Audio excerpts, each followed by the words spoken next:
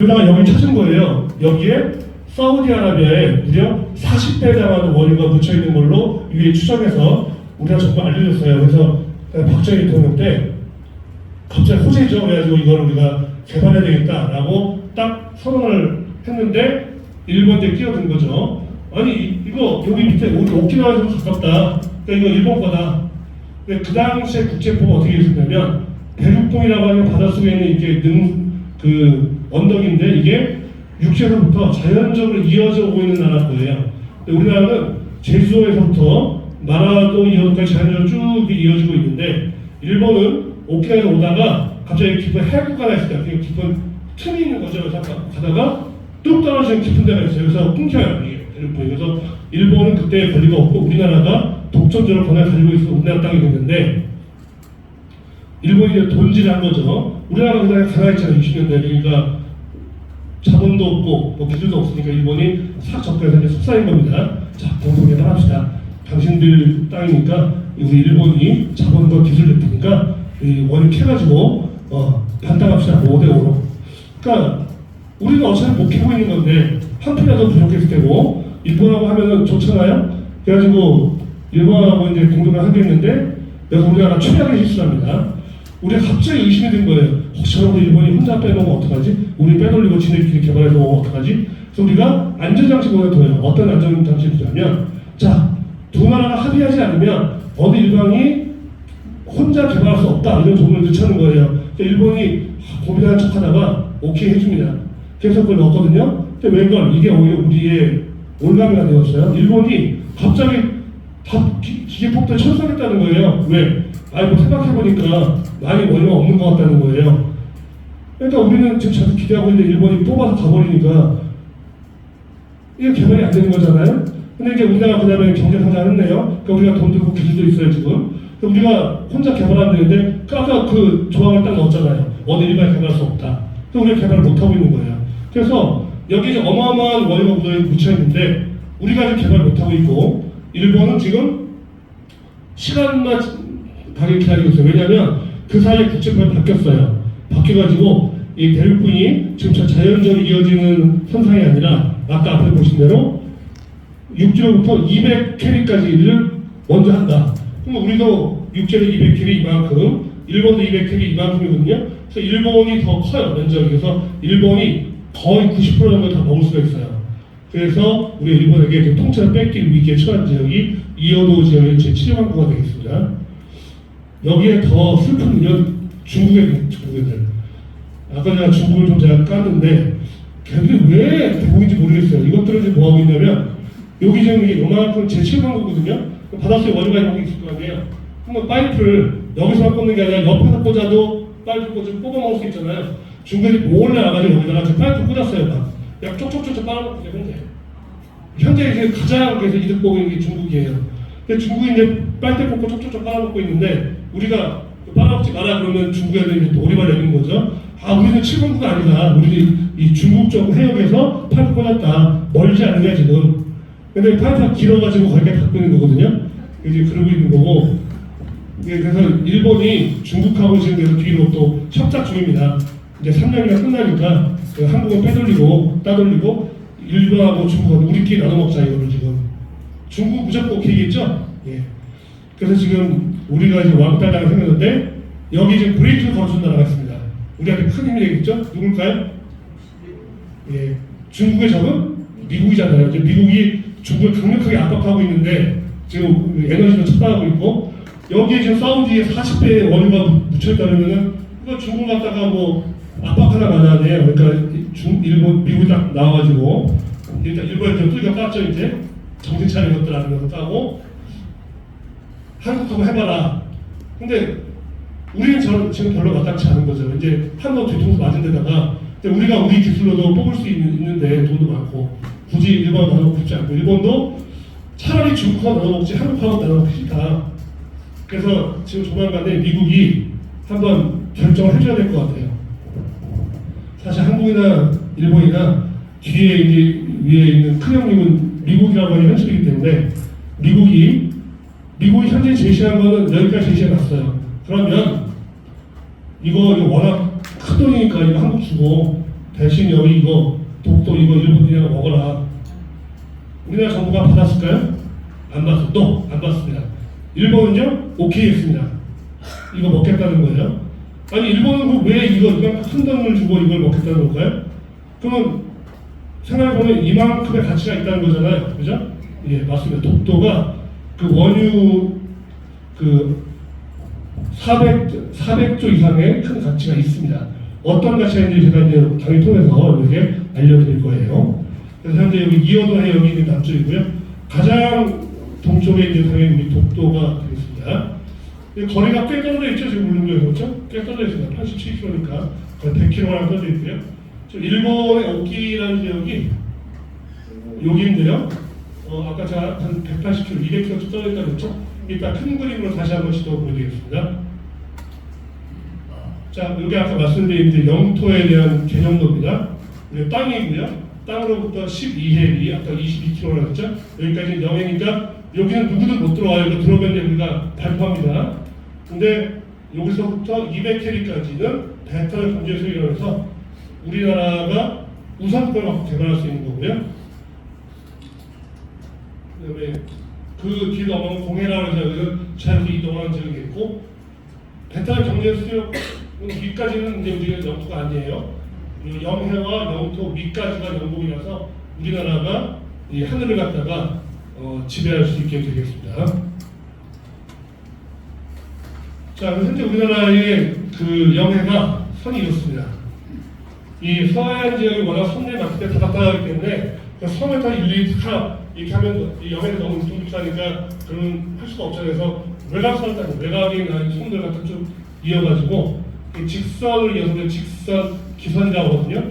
이 기선으로부터 12해리까지를 우리가 영해로 하고 그러니까 우리 제주도가 우리나라 섬이니까 제주도 기준으로 12해리 먹은 거죠. 우리가 이렇게 되고 이렇게 했는데 자 이제 울릉도 독도가 여기가 그래서 문제입니다.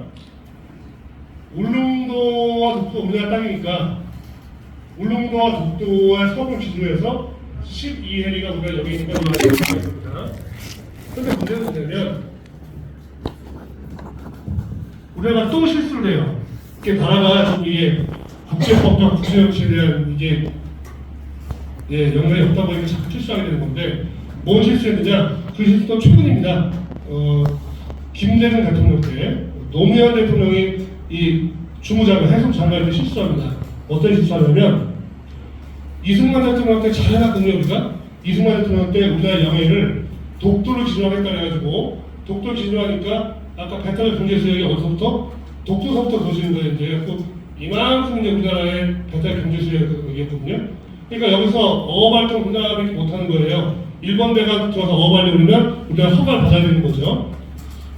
그런데 이제 자꾸 이 수산 자원이 고갈되고 그러니까 우리나라 어민들도 좀 더 새로운 시장이 필요한데 사실 동해 바다가 굉장히 깊은 바다고요. 어느 쪽은 풍부한 바다예요. 그래서 일본 쪽으로 가면은 바다 깊어지면서 엄청나게 물건이 많은 지역이 있습니다. 그래서 거기도 우리가 가고 싶어 하는데 일본이 그걸 비껴 던진 거예요.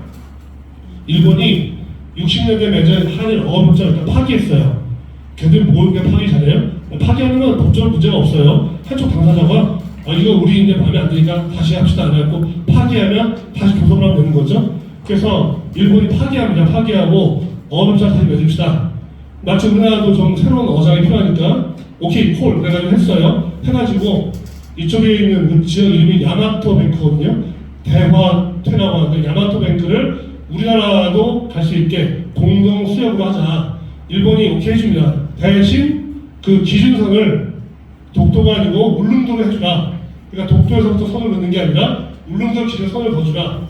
그래서 우리나라가 사실 좀 표현이 죄송합니다. 멍청하게도 당시 노무현 장관이 오케이 해줍니다. 그 당시부터 사실 우리 어민들의 어업의 범위를 넓혀주기 위해서 해준 건데 나중에 이게 이제 어떤 그 역효과를 보게 되냐면 그 당시에 국제법 학자들이 얘기해 줬거든요. 문제가 된다. 뭐가 문제냐면 디테일하게 이걸로 할게요. 이 부분이 문제가 되는 부분이 이제 이게 뭐냐면 과거에는 우리가 독도를 지냈기 때문에 독도를 지나면 여기까지 영해죠. 그죠? 그러니까 울릉도와 독도 사이의 바다가 모두 우리나라 바다입니다. 그렇죠? 독도 기준이라니까 이렇게 거니까. 근데 지금은 울릉도 기준하다 보니까 울릉도에서 기준해서 파란색처럼 여기가 0이에요. 독도나 우리나라 대한민국 땅이니까 독도 기준에서 여기 12일에 우리가 0입니다. 그럼 문제가 뭐예요? 가운데 바다가 우리나라 바다가 아니에요. 더 이상. 가운데 바다는 뭡니까? 아까 얘기한 공동 수역이에요. 이거 공동 권리 수역. 그래서 현실적으로 어떤 문제가 생겼느냐? 지금은 독도를 가시려면 독도 갈 때는 육지에서 바로 독도 못 갑니다. 왜냐하면 독도 관리가 안 되기 때문에 우리가 독도 관리가 법을 만들어가지고 울릉도에서만 갈 수 있게 해놨거든요. 그래서 일단 울릉도까지 가셔야 돼요. 그래서 울릉도를 가면 울릉도에서 이제 독도를 가야 되는데 가게 될 때 울릉도에서 출발합니다. 그럼 어때? 우리나라 역이죠? 우리나라 바다로 갑니다. 가다가 갑자기 중간세로 나가요. 그러니까 이때 그 일본 해상 그 자위하는 해경이죠. 그 갑자기 뭐죠? 일본 해경이죠. 해경. 얘네 배가 따라와요. 그래가지고 걔네 한국말로 합니다. 한국말로 여기는 니혼노 공동구역이가 나가라! 막 그럽니다. 우리나라 배를 보고. 그 관람객들이 갑자기 긴장되잖아요.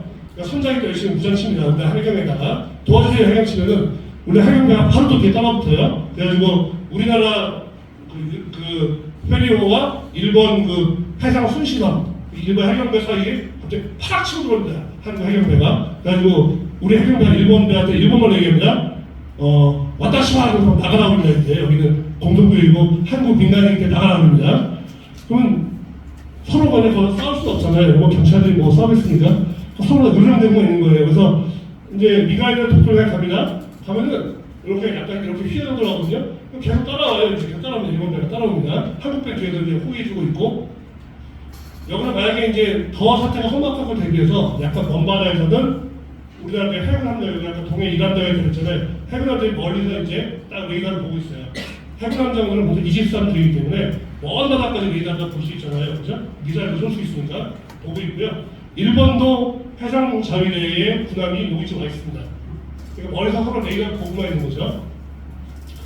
근데 이제 여기서 더 나가면 전쟁이잖아요. 그러니까 더 가지 않습니다.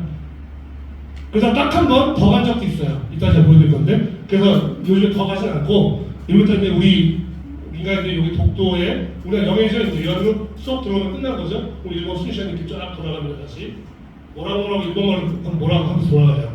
그래서 이때 우리가 어업협정을 잘못 체결한 바람에 지금 독도 갈 때는 우리 바다가 아니고 갑자기 우리 바다에 있다가 일본과 공동수역이었다가 다시 우리 바다 들어가는 이렇게 좀 약간 위험한 과정을 거쳐야 되는 이런 문제가 지금 발생하고 있고요. 그런 거 보니까 이 국제법의 국제정치를 굉장히 잘해야 되겠죠? 사실 따지보면 우리가 대한제국 때 나라를 뺏긴 것도 울사주에 또 뭐예요? 다? 그거 뭐 종이 한 장으로 나라가 뺏긴 거 아니에요? 그죠? 근데 서구역은 다 그런 인정해주고 있는 거죠? 우리가 앞으로도 이 국제정책 국제법은 잘 좀 해볼 필요가 있을 것 같아요. 배탈 경제수역이 노란색입니다. 노란색. 그리고 이제 우리 독도를 기준으로 하고 있는 거고요. 일본도 여기 오키 제도를 갖다 기준으로 해서 주황색으로 주장을 하고 있는 거예요. 주황색으로. 그러니까 여기가 이제 가운데 겹치죠. 여기가 이제 두 나라 너무 가까이 있다 보니까. 그래서 현재로서는 양국이 합의해가지고 울릉도를 지정하기 하기 때문에 여기 가운데 중간수역으로 만들어놨고, 그래서 현재 울릉도에서 독도 갈 때는 이렇게 우리 바다 중간수역 독도를 지정하게 되는 이런 상황이 되고 있습니다. 여기에 그리고 중국 애들이 끼어들어가지고 더 복잡합니다. 중국 애들은 중국도 이제 이쪽으로 지나했겠죠.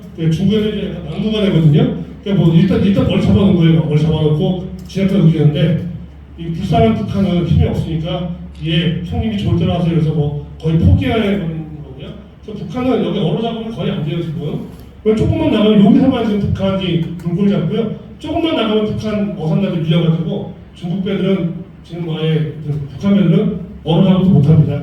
근데 이것들이 이제 중국 배들이 기대 등대해가지고 이제 밑으로 내려오는 거죠. 내려오다가 여기 딱 백령도에서 걸리면 이제 한국 배들이 가지고 딱 막습니다. 이것들이 이제 북한하고 똑같은 줄 알고 거기서 막 참들고 이러다가 옛날에 우리가 몇 번 당하다 요즘에 기관총 쏴버리거든요. 이제 그 기관총 딱 쏴버리니까 놀래가지고 그냥 도망가고 뭐 우리가 갖고 가나 배를 잡아오기도 하고 그래요. 근데 중국인 되면 아각거리죠. 외교 경을 통해가지고 왜 한국 경찰은 무식하게 야만스럽게 민간인 선박 어선들을 잡아가느냐? 우리가 이제 딱 자료 사진들을 보여주죠. 봐라, 한국 경찰들한테 이렇게 죽창으로 쇠붙이에 찌르고 있다. 이거는 공권력 도전이기 때문에 우리가 경찰과 행사한다. 그러니까 중국은 계속 이제 좀 다전하고 이러고 있는 건데요. 하여튼 중국이 이러고 있는 상황이고, 자 아까 말씀 이어도죠. 이어도 보니까 지금 중국이 어때요? 딱 이렇게 라인을 여기다가 놨죠, 지금 그죠? 지네가 해먹으려고 하는 겁니다. 여기 통도라고 섬이 있는데. 여기서 이제 빨대 꽂아가지고 여기 채광구에 있는 이 지금 원료를 갖다 빼놓고 있는 그런 중입니다. 이거 보니까 참 나라의 앞날이 굉장히 걱정되죠. 한치 앞도 볼 수 없는 그런 상황이 계속 이어지고 있는 현재입니다. 그래서 현재 우리나라 둘러싼 상황을 좀 이뤘고요. 자, 잠깐 쉬고 와서 나머지